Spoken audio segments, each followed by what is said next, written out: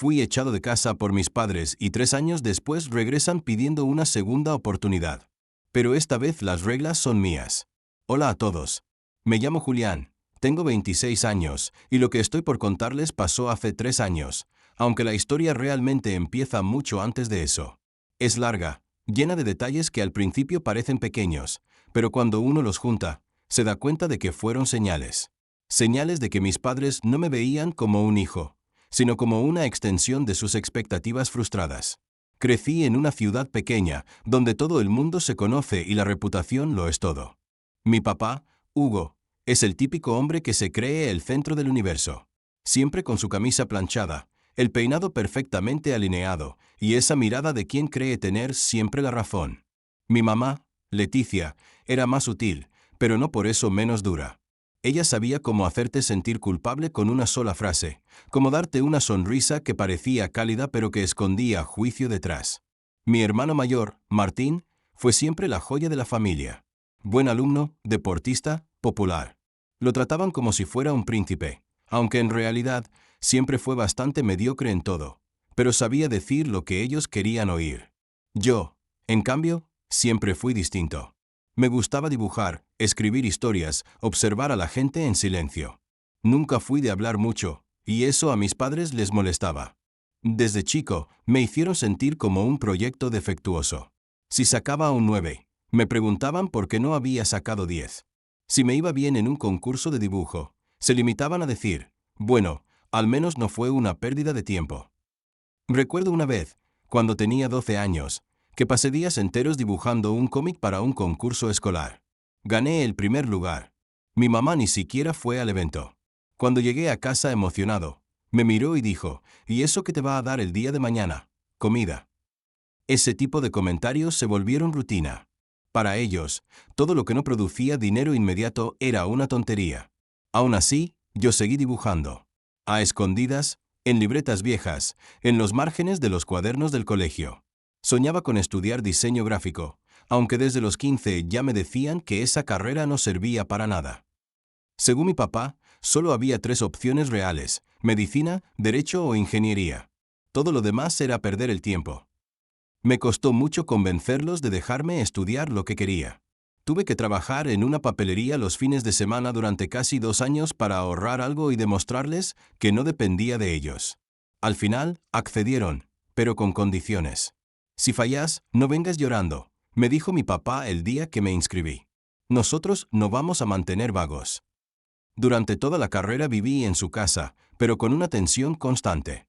No podía hablar de mis clases sin que soltara algún comentario sarcástico. Una vez, les mostré un proyecto del segundo semestre que me había salido muy bien. Mi papá ni siquiera lo miró. Solo dijo, ¿y eso quién lo va a comprar? Mientras tanto, Martín seguía siendo el centro de atención. Se cambió de carrera 3 veces, pero cada vez que lo hacía, lo celebraban como si fuera una decisión estratégica. Cuando reprobó 3 materias seguidas en ingeniería, mi mamá lo justificó diciendo que el sistema estaba mal diseñado. Cuando yo sacaba buenas notas, no decían nada. Literalmente. Ni una palabra. Aún así, me gradué. Contra todo pronóstico, lo logré. Pero no hubo fiesta. No hubo familia reunida. No hubo abrazos. Solo una comida fría en silencio, donde mi papá, al final, dijo, bueno, ya terminaste. Ahora veamos si sirve para algo. Poco después de graduarme, empecé a trabajar como ilustrador freelance para una pequeña editorial independiente. No era un trabajo estable, pero me apasionaba. Cada proyecto me daba vida. Y sí, el dinero no era mucho al principio, pero era mío. Me sentía orgulloso de poder pagar mis cosas sin pedirles nada. Pero eso, al parecer, fue un problema. Una noche, volviendo de una reunión con un cliente, me encontré con mi mamá sentada en el sofá con unos papeles en la mano. Eran extractos bancarios. No supe cómo los consiguió. ¿Y esto? Me preguntó, alzando las hojas. ¿Desde cuándo tenés tanto en tu cuenta? Meek and Jill. No porque tuviera algo que ocultar, sino porque entendí lo que venía. Intenté explicarle que era de mi trabajo, que había estado ahorrando para mudarme, que quería independizarme poco a poco. Pero ella no escuchó. Vos vivís en esta casa. Todo lo que ganas debería ayudar aquí, dijo con esa voz suya que parecía amable pero te dejaba sin aire. ¿Te pensás ir así, como si nada? Después de todo lo que hicimos por vos? Le dije que ya pagaba mis cosas, que contribuía con el supermercado, que me encargaba de mis gastos y que incluso ayudaba con la luz cuando podía. Pero no le importó. Para ella, era un desagradecido. Mi papá se sumó a la conversación, como siempre, con su tono autoritario. Si vas a vivir acá, vas a aportar. Y si no te gusta, ya sabes dónde está la puerta. Esa frase se me quedó grabada. Era lo que necesitaba escuchar para tomar la decisión. Esa misma noche, sin discutir, empecé a empacar. No tenía a dónde ir todavía, pero prefería dormir en un sofá prestado antes que quedarme un minuto más bajo ese techo. Leticia ni siquiera me detuvo. Solo dijo, vos te lo buscaste. Y así, me fui. 3 años pasaron desde ese día.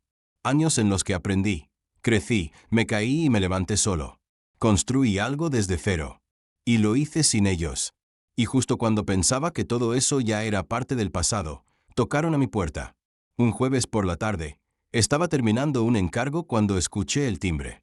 Me acerqué a la puerta, miré por la mirilla, y ahí estaban. Leticia y Hugo. Bien vestidos, con cara de circunstancias, como si no hubiese pasado nada. Me quedé quieto. No abrí de inmediato. Sabía que no venían por cortesía. Algo querían. Y esta vez, yo ya no era el mismo. Me quedé detrás de la puerta unos segundos, observándolos a través de la mirilla. Tenían esa expresión que tan bien conocía, una mezcla entre falsa humildad y superioridad disimulada. Como si ellos fueran los ofendidos. Como si no recordaran, o decidieran convenientemente olvidar, que me habían echado sin el menor remordimiento. Respire Hondo, Antester Breer. No porque estuviera nervioso, sino porque no quería que notaran la ira que me hervía por dentro. Yo ya no era el mismo chico callado que soportaba sus desprecios. Cuando abrí la puerta, Leticia sonrió con una dulzura artificial. Hola, Julián, dijo con voz suave. Qué bien te ves, hijo. Hijo. Esa palabra se sintió extraña saliendo de su boca. Después de 3 años de silencio absoluto, después de bloquearme de su teléfono, de no responder a mis mensajes cuando los necesité, ahora era hijo. ¿Podemos pasar un momento? Preguntó Hugo, directo como siempre, como si esto fuera lo más normal del mundo. ¿Para qué? Respondí sin moverme del marco de la puerta. Leticia intercambió una mirada con él, como si esperara que Hugo tomara el mando. Él asintió y dio un paso adelante. Solo queremos hablar. Las cosas han cambiado, Julián. Y, bueno, creemos que es momento de arreglar las cosas. Tuve que contener la risa. Ellos querían arreglar las cosas. Pero no era por mí, de eso estaba seguro. 3 años sin una llamada, sin un mensaje, y de pronto aparecen para arreglar las cosas. Dije, cruzando los brazos. Qué conveniente. Sabemos que estuvimos distantes, intervino Leticia, bajando un poco la mirada, fingiendo remordimiento. Pero siempre pensamos en vos. Siempre estuvimos orgullosos de lo que hacías, solo que no supimos cómo demostrarlo. Esa última frase fue un intento de reescribir la historia. Como si su desprecio, sus burlas, sus silencios, pudieran borrarse con un no supimos cómo demostrarlo. No estoy seguro de que esta sea una buena idea, les dije. No quiero ser grosero, pero no tengo tiempo para charlas familiares falsas. Empezaron a ponerse incómodos. Hugo apretó la mandíbula. Se notaba que no le gustaba que yo tuviera el control de la situación. No estaba acostumbrado a que alguien le dijera que no, mucho menos yo. Solo escúchanos, insistió. No hemos venido a pelear. Solo, necesitamos hablar con vos. Dudé un momento. Parte de mí quería cerrar la puerta y no volver a verlos. Pero algo me decía que si los escuchaba, descubriría lo que realmente querían. Y esa verdad, fuera lo que fuera, me daría poder. Les abrí la puerta. 5 minutos. Nada más. Pasaron como si caminaran por un museo. Leticia miraba alrededor, fingiendo interés, como si de verdad le importara mi espacio. Hugo se quedó de pie, rígido, sin decir nada. Yo me senté en el sofá y señalé la silla frente a mí. Pueden sentarse. Leticia se sentó con delicadeza. Hugo, en cambio, permaneció de pie, cruzado de brazos. La tensión era evidente. No sabían por dónde empezar. Queríamos verte porque estamos pasando por un momento complicado, dijo Leticia, bajando la voz como si revelara un secreto. Martín tuvo algunos problemas. Ah. Ahí estaba. Lo sabía. Esto no era por amor, ni por redención. Esto era por Martín. Siempre Martín. ¿Qué clase de problemas? Pregunté, aunque ya podía adivinar la respuesta. Se quedó sin trabajo hace unos meses, intervino Hugo, como si le costara admitirlo. Y su novia lo dejó. Está muy afectado. Nosotros también estamos enfrentando dificultades económicas, añadió Leticia rápidamente. La empresa de tu padre está en pausa, y con los gastos, bueno, se nos está haciendo difícil. Y entonces pensaron en mí, dije, sin esconder mi escepticismo. Leticia me miró con los ojos ligeramente humedecidos, aunque no vi una sola lágrima. ¿Sos parte de esta familia, Julián? Pensamos que quizás podrías ayudarnos. ¿Ayudarlos? Repetí, inclinándome un poco hacia adelante. Como cuando yo los necesité y me dijeron que si no me gustaba, ¿me fuera? ¿Como cuando me trataron como una carga por querer seguir mi propio camino? No es justo que saques eso ahora, interrumpió Hugo, con voz dura. Todos cometemos errores. Esto no fue un error. Fue una decisión, le respondí. Ustedes me dejaron claro que no era bienvenido si no cumplía con sus expectativas. Y ahora, porque las cosas les salen mal, ¿debo olvidarlo todo? Leticia se removió incómoda en la silla. No te estamos pidiendo que lo olvides, solo que nos des una mano. A tu hermano le haría bien reconectarse con vos. Eso fue lo que colmó el vaso. ¿Reconectarse? ¿Después de que Martín se burló de mi trabajo durante años? ¿Después de que me llamó inútil en plena cena, mientras ustedes se reían? ¿Después de que me bloqueó de todos lados cuando me fui? Hugo frunció el ceño. Estás exagerando. Martín solo decía lo que pensaba. Y ustedes lo aplaudían. Nunca lo detuvieron. Nunca me defendieron. Se hizo un silencio largo. Leticia bajó la mirada, pero no por vergüenza, sino porque ya no tenía nada más que decir. Hugo seguía firme, sin mover un músculo. Yo construí esta vida solo, les dije. Con esfuerzo, con sacrificio. Sin apoyo. Ustedes me enseñaron a sobrevivir sin familia. Ahora no pueden aparecer como si nada. Leticia me miró directamente por primera vez. Entonces, ¿no vas a ayudarnos? No dije eso. Ambos se tensaron, como si por un momento hubieran ganado algo. Dije que no es tan simple. Las cosas cambiaron. Yo cambié. Y si ustedes quieren algo de mí, esta vez las reglas las pongo yo. La expresión en el rostro de Hugo se transformó por completo. Ya no era altanería ni incomodidad. Era incredulidad. Nunca, en todos sus años de control y poder, alguien le había hablado así. Mucho menos su hijo menor, al que siempre había considerado el débil. ¿Qué estás diciendo, Julián? Preguntó con el tono seco de siempre. Que si quieren mi ayuda, van a tener que ganársela. Leticia se llevó una mano al pecho, como si la hubieran ofendido. ¿Cómo podés decir eso? Somos too familiar. No, dije, con calma. Ustedes son las personas que me echaron de su casa cuando más los necesitaba. La familia se gana con hechos, no con sangre. No sabían qué responder. Se quedaron en silencio, mirándome como si no entendieran quién era yo ahora. Y eso era lo que más me gustaba de todo esto, que por primera vez en sus vidas no tenían el control. Y entonces, cuando ya parecía que se levantarían para irse, Leticia volvió a hablar. Hay algo más que deberías saber sobre Martín. Me miró con los ojos bien abiertos, como si estuviera a punto de soltar una bomba. Algo que te involucra directamente. Me quedé inmóvil. No esperaba eso. No de ella. ¿Qué cosa? Pregunté, sin alterar el tono. Él. Martín usó tu nombre para ciertos trámites. Cosas con el banco. El silencio que siguió fue tan pesado que podía sentirse el aire denso en la sala. ¿Qué tipo de trámites? Pregunté, muy despacio.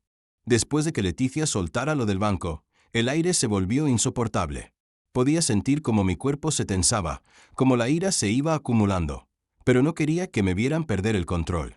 Ya habían tenido suficiente poder sobre mí durante años, ahora la calma era mi arma. ¿Qué quieres decir con usó mi nombre para trámites? Pregunté, midiendo cada palabra. Leticia miró a Hugo, y por un instante hubo un silencio que parecía más una batalla. Finalmente, Hugo tomó la palabra. Martín intentó sacar un crédito en el banco, usando tus datos. Sin tu permiso, claro. Al parecer, pensó que por ser parte de la familia podía hacer lo que quisiera. Pero no pasó nada, porque el banco lo rechazó. Eso fue hace un par de semanas. ¿Y por qué me cuentan esto ahora? Dije, sintiendo que la historia tenía más capas. Porque necesitamos que seas tú quien hable con el banco, dijo Leticia. Si vos no haces algo, Martín puede meterse en problemas. Ahí fue cuando la máscara se me cayó por completo. Ya no era una familia preocupada, ni siquiera víctimas de la mala suerte. Eran manipuladores, buscando usarme como sus salvavidas. Y yo no iba a hacerlo. ¿Y si no quiero ayudar? Pregunté sin ningún tipo de duda. No es tan simple, dijo Hugo, con ese tono que usaba cuando intentaba intimidar. Sabes que tenemos recursos para complicarte la vida. La empresa, la casa, los contactos. Por un segundo sentí una mezcla de desprecio y asco. ¿Creían que yo iba a retroceder por sus amenazas veladas? No me van a asustar, respondí. Más bien, están revelando mucho de quiénes son realmente. Vos y tus actitudes, bufó Leticia. Siempre tan orgulloso, tan creído. Creímos que podías cambiar, que con el tiempo, serías más flexible. La forma en que me llamaban orgulloso, como si eso fuera un defecto, me hizo entender que nunca me habían respetado. Solo querían controlarme, manejarme como un peón en su juego. No voy a ser su peón, sentencié. Pero si quieren mi ayuda, tendrán que aceptarlo en mis términos. Se miraron entre ellos, claramente confundidos. Nunca les había hablado así. ¿Qué términos?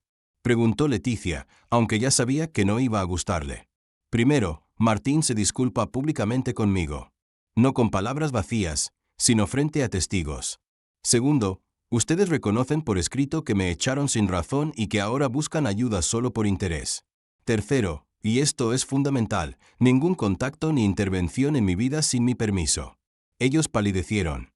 Hugo frunció el ceño, y Leticia me lanzó una mirada que podía congelar.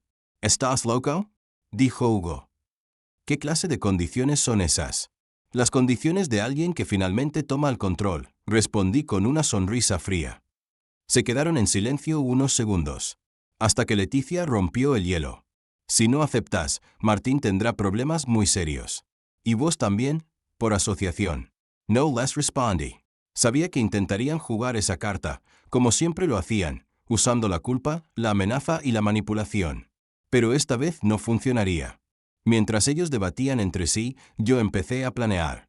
Si ellos querían un juego de poder, se lo daría. Pero bajo mis reglas. Los siguientes días fueron una mezcla de silencios y tensiones. Cada llamada o mensaje que llegaba de Leticia o Hugo, la ignoraba o respondía con frialdad. Sabía que me probaban, que buscaban la forma de hacerme ceder. Pero yo estaba construyendo algo. Primero, hablé con el banco. No solo para negar cualquier trámite realizado sin mi autorización, sino para obtener toda la información posible sobre lo que Martín había intentado hacer. Me aseguré de que todos sus movimientos quedaran registrados y pedí que me avisaran de cualquier intento futuro. Luego, contacté a un abogado. No para demandar de inmediato, sino para estar preparado. Quería tener todas las cartas en la mano antes de hacer cualquier movimiento. Por otro lado, comencé a investigar más sobre la empresa familiar. Me sorprendió descubrir que, detrás del éxito aparente, había una red de deudas ocultas y manejos poco claros. Su dificultad económica era apenas la punta del iceberg. Con cada dato que reunía, más claro tenía que podía usar esa información para nivelar el terreno de juego. Pero la parte que más me dolía, la que me mantenía despierto por las noches, era Martín. Mi hermano menor, a quien alguna vez consideré un aliado, un compañero de juegos, ahora era el principal obstáculo. El que me había traicionado, usado mi nombre y colaborado con mis padres para intentar manipularme. Pensé en confrontarlo directamente, pero sabía que la mejor estrategia era dejar que ellos se movieran primero, que cometieran errores. Una noche, mientras revisaba unos documentos, recibí un mensaje inesperado. Era de alguien que nunca había imaginado volver a escuchar. Mi tía Clara, hermana de Leticia. Julián, necesitamos hablar. No con ellos, contigo solo.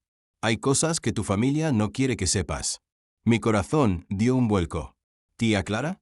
¿Por qué me contactaba después de tanto tiempo? ¿Qué cosas? Respondí, intentando no mostrar desesperación. Mañana, en la cafetería de la Plaza Central. A las 5. No digas nada. No confíes en ellos. Esa noche no dormí bien. Sabía que ese encuentro podía ser la clave para entender la verdadera magnitud de la situación. Al día siguiente, llegué puntual a la cafetería. Clara ya estaba allí, sentada en una mesa apartada. Cuando me vio, hizo un gesto rápido para que me acercara. Julián, susurró, tu familia no es lo que parece. Leticia y Hugo han estado ocultando cosas graves. No solo las deudas o los problemas con Martín. ¿Qué clase de cosas? Pregunté, esperando cualquier respuesta. Operaciones ilegales con la empresa, préstamos fraudulentos, incluso manipulación de testamentos. Todo para mantener el control y el dinero dentro de sus manos. Mi mente empezó a girar. No era solo una cuestión de ego o falta de cariño. Había corrupción, manipulación y mentiras mucho más profundas. ¿Por qué me lo decís ahora? Porque creo que sos la única persona que puede ponerles un alto. Y porque ellos te ven como una amenaza. No te confíes. Clara me entregó un sobre con documentos y fotos. Esto es solo una parte. Tenés que ser cuidadoso. Salí de la cafetería con más dudas que certezas, pero también con una determinación renovada. Si quería sobrevivir a esta batalla, debía usar cada pieza que tenía en mis manos. La familia que me echó de casa pensaba que podían regresar y pedir perdón como si nada. Pero no sabían que había estado preparando mi propia revancha. Después de aquella reunión con Clara, todo cambió para mí. Tenía en mis manos pruebas irrefutables de las mentiras y manipulaciones de mi familia, pruebas que dejaban claro que no era yo el problema, sino ellos. No fue fácil. La primera etapa fue reunir todo con cuidado, organizar los documentos, verificar los datos y preparar una estrategia sólida. No quería que pudieran invalidar nada por falta de pruebas o tecnicismos. Así que contraté un equipo legal especializado, alguien que no tuviera ningún lazo con ellos y que estuviera dispuesto a ir hasta el final. Mientras tanto, mantuve mi distancia. No respondía llamadas, ni mensajes, ni siquiera a las visitas inesperadas. Mi único contacto con ellos era a través de mi abogado. Sabía que intentaban desgastarme, que buscaban provocarme para que cometiera un error. Pero esta vez, yo llevaba la iniciativa. Cuando el momento llegó, no fue con gritos ni confrontaciones públicas. Fue con una demanda formal, presentada en la que figuraban todas las irregularidades, manipulación de cuentas, documentos falsificados, uso indebido de mi nombre, intento de fraude crediticio a través de Martín, lo más grave, la corrupción dentro de la empresa familiar. El golpe fue duro. Ni Leticia ni Hugo pudieron negar nada. Las pruebas eran claras y contundentes. La empresa quedó bajo investigación y varios de sus contratos fueron suspendidos. Martín, por su parte, fue expulsado de la compañía y está enfrentando procesos legales que podrían dejarlo sin derecho a heredar ni un solo peso. Ellos intentaron contraatacar con acusaciones de difamación, intentaron sobornar a algunos empleados para que mintieran, pero todo fracasó. Se les cayó la máscara. En medio de todo, yo seguí construyendo mi vida, lejos de ellos, lejos de ese veneno que por tanto tiempo me consumió. Decidí invertir en mis propias ideas, en mi propio negocio. Lo hice con esfuerzo, sin ayuda ni favores. Poco a poco, construí algo sólido, respetado y honesto. No fue rápido ni sencillo, pero valió la pena. Cuando terminaron los procesos legales, ellos me buscaron de nuevo. Esta vez no para pedir perdón ni reconciliación, sino para intentar negociar, suplicar alguna forma de acuerdo. Pero esta vez yo tenía el poder. Las reglas son claras, les dije. No habrá vuelta atrás. No acepto visitas, llamadas ni intentos de contacto. Todo lo que quieran resolver será a través de mis abogados. Ellos aceptaron con renuencia, sabiendo que perdieron. Pero lo que más me satisface es que ya no me pueden tocar. A día de hoy, mantengo la distancia que siempre quise, y aunque el dolor por haber sido echado de casa y manipulado no desaparece del todo, sé que hice lo correcto. No perdoné ni olvidaré, porque esa familia no merecía nada más. La venganza no fue solo un acto de justicia para mí, sino una forma de demostrarme que puedo ser fuerte y valerme por mí mismo, sin depender ni someterme a quienes solo buscaban destruirme. Y así, con la cabeza en alto, sigo adelante, libre y dueño de mi vida. Si quieres escuchar más historias como esta, no olvides darle me gusta y suscribirte. Gracias por mirar.